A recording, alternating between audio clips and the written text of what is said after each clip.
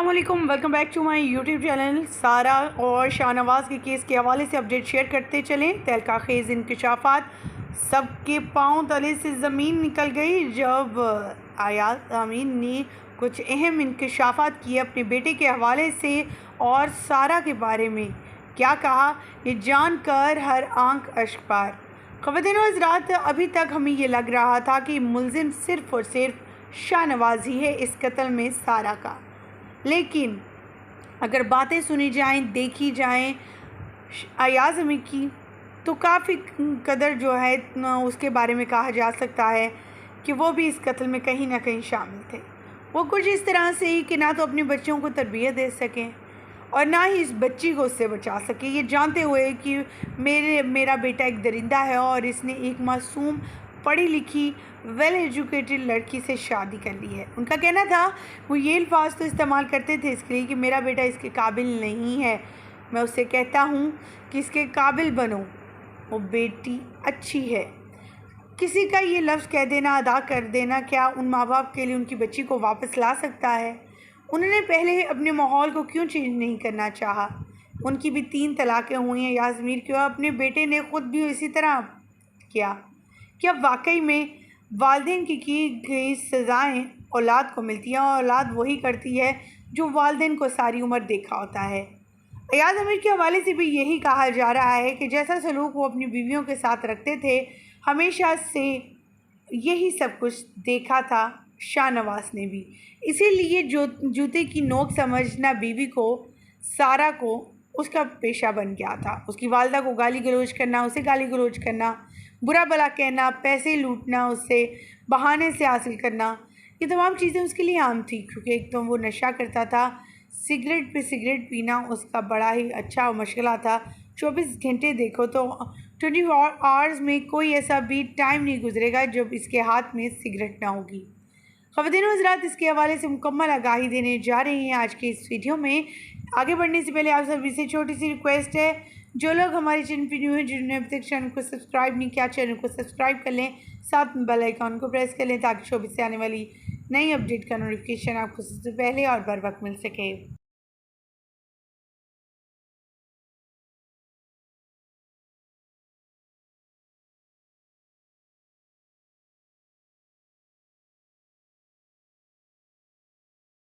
जो इनके घर पर काम करती थी, सारा के बारे में क्या कहती थी और साथ साथ रोती रही। शाहनवाज़ की पहले भी 2 शादियां, 2 बीवियां थीं और वो ज़्यादा देर उनके साथ वक्त ना गुजार चुका। ख़वातीन व हज़रात, अयाज अमीन के बारे में भी यही कहा जा रहा है कि उन्होंने भी 3 शादियां की और उनके बारे में भी उनकी पर्सनल लाइफ कोई ख़ास अच्छी नहीं गुजरी, जिसका इम्पैक्ट जो है इनके बच्चों पर पड़ा, यानी उनके बेटे पर। उन्होंने कहा कि उन्होंने कई बार अपने बेटे को समझाने की कोशिश की, यहाँ तक कि सारा को भी कहा कि सारा बेटा अपने पैसे ज़ाया मत करो। और अगर शाहनवाज़ से बात होती अयाज अमीन की, तो उनका कहना था, वो हमेशा कहते थे तुम्हारे काबिल ये लड़की नहीं, लेकिन अपने आप को इसके काबिल बनाने की कोशिश करो। ख़वातीन व हज़रात, आज की इस वीडियो में उनके बारे में उनके कहे गए वो अल्फाज और वीडियो क्लिप भी शेयर करेंगे। अयाज अमीन सामने आ चुके हैं, सारा कुछ उगल दिया, तमाम तर तफसीलात उनकी ज़ुबानी सुनवाएंगे, बताएंगे हमारे रिपोर्टर क्या रिपोर्टिंग करते हैं, क्या कहा उनके हवाले से। मुलाजमा का भी बड़ा बयान सामने आ गया, जो मुलाजमा उस घर में रहती थी उसने बड़ा इंकशाफ कर दिया सारा के हवाले से। सारा के इंतकाल की खबर को सुनकर आहोजारी बनने लगी। इतनी प्यारी, इतनी मासूम लड़की उसने आज तक नहीं देखी थी। दरिंदों के हाथों, दरिंदों के घरों में, दरिंदे के घर में आ गई और उसकी इस दरिंदे ने जान ले ली। उसका क्या कहना था कि इस फार्म हाउस में कैसे क्या अय्याशियाँ होती थी, तमाम तर तफसीलात आज की इस वीडियो में उनके हवाले से सुनवाएंगे, बताएंगे। लेकिन उससे पहले आप सभी से छोटी सी रिक्वेस्ट है, जो लोग हमारे चैनल पर न्यू हैं, जिन्होंने अभी तक चैनल को सब्सक्राइब नहीं किया, चैनल को सब्सक्राइब कर लें, साथ में बेल आइकन को प्रेस कर लें ताकि शोबे से आने वाली नई अपडेट का नोटिफिकेशन आपको सबसे पहले और बर वक्त मिल सके। और जब इसकी दो बीवियों ने इसको छोड़ा था तो उन्होंने फ़ोन करके अयाज़ अमीर को क्या बताया था, क्या वजूहत थी, क्या कुछ हुआ था, ये सब कुछ जो है अयाज़ अमीर साहब ने बताया है और वो मैं आपके साथ शेयर करने जा रही हूँ। और ये उनका एक कॉलम भी आया है नुक्ते नज़र के नाम से, उसमें भी उन्होंने कुछ बातें बताई हैं। ये सब कुछ इकट्ठा करके ज़रा मैं आज आपके सामने रख रही हूँ, जिसमें अयाज़ अमीर जो है अपनी कोताहियों का भी एतराफ़ कर रहे हैं और वहाँ पर अपने बेटे की जो शब रोज़ थे, किस तरह से वो नशा करता था, सारी सारी रात धुत रहता था।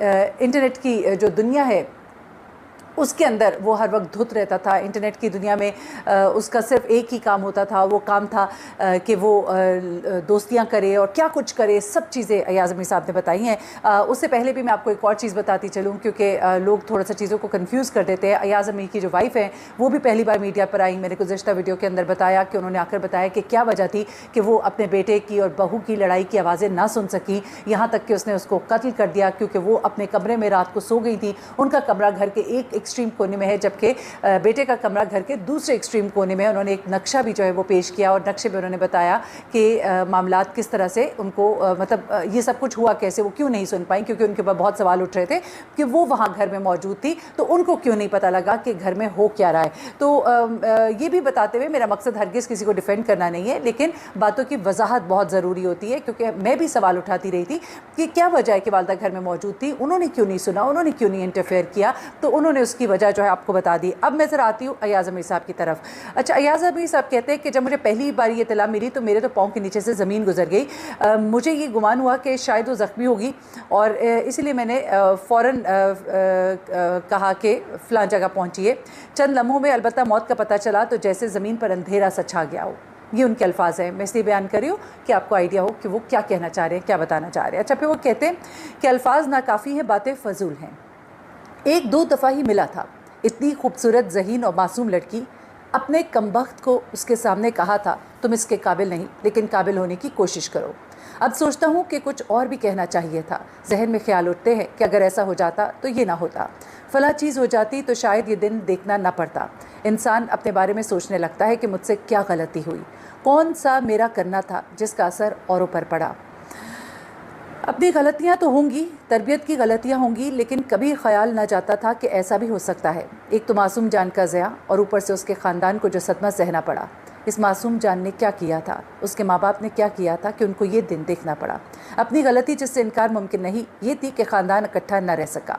आपको बताती चलूँ कि अयाज़ अमीर साहब की 3 शादियाँ हैं और तीनों ही शादियाँ उनकी नाकाम है और इसी चीज़ का वो बयान कर रहे हैं कि उनकी ज़िंदगी में क्या कोताहियाँ थी। ख़ानदान टूट जाए तो बच्चों पर असर पड़ता है, लेकिन ये भी हकीकत है कि हर टूटे हुए ख़ानदान से ऐसे वाक़यात जन्म नहीं लेते। बड़ी अच्छी बात है जिसका उन्होंने एतराफ़ किया, क्योंकि बहुत से टूटे हुए ख़ानदानों के बहुत ही ज़बरदस्त बच्चे भी होते हैं, लेकिन टूटे हुए ख़ानदानों के असरात होते ज़रूर हैं। बस इंसान फिर अपनी किस्मत को रो सकता है। हमारा सदमा अलबत्ता अल्फाज तक है। जो हुआ वो तो सारा के साथ हुआ, सदमा उसका ख़ानदान बर्दाश्त कर रहा है, ख़ासतौर पर उसके वालिद। उनकी कैफियत को बयान करना मुश्किल है, कैफियत वही जान सकते हैं कि वो किस कर्ब से गुजर रहे हैं। और आपको याद होगा कि सारा के वालिद जो है किस तरह से फूट फूट कर रोते हुए उन्होंने मीडिया पर बयान दिया था कि कितनी उनकी वो प्यारी बेटी थी, कितना वो उससे प्यार करते थे। उसके बाद अयाज़ साहब कहते हैं कि एक बात वजाहत के लिए कह दूं कि किसी और किस्म का वाक़या होता, कोई लड़ाई हुई होती, कोई फायरिंग का केस होता, कुछ ज़ख्मी हुए होते, कुछ गिरे पड़े होते, तो मेरा रद्द-ए-अमल यकीनन मुख्तलिफ होता। ये निशान मिटा दो, वो कर दो, लेकिन यहाँ तो दिमाग शल ही हो गया। यानी वो ये कह रहे हैं कि अगर बेटे का कोई और मामला होता तो शायद मैं उसका साथ देता, छोटी मोटी लड़ाई झगड़ा होता। यही गलतियाँ होती हैं हमारी, जहाँ पे हम अपने बच्चों की गलतियों पर पर्दा डालते हैं, उनका साथ देते हैं। मेरे ख्याल से बेहतर होता कि अगर आप कह देते कि कुछ भी होता, मैं उसके गलत काम में कभी भी उसके साथ शामिल ना होता। ज़ाहिर सी बात है, चकवाल में किन का असर रसूख है, और जब इंसान एक असर रसूख भी हो, पैसा भी हो, ताकत भी हो, तो इस तरह की बातें तो कर ही जाता है। उसके बाद वो कहते हैं अब जब कुछ दिन बीत चुके हैं, दिल सारा के लिए रो रहा है, कोई तदबीर हो कि वो वापस आ जाए, लेकिन हमें मालूम है कि ऐसा मुमकिन नहीं।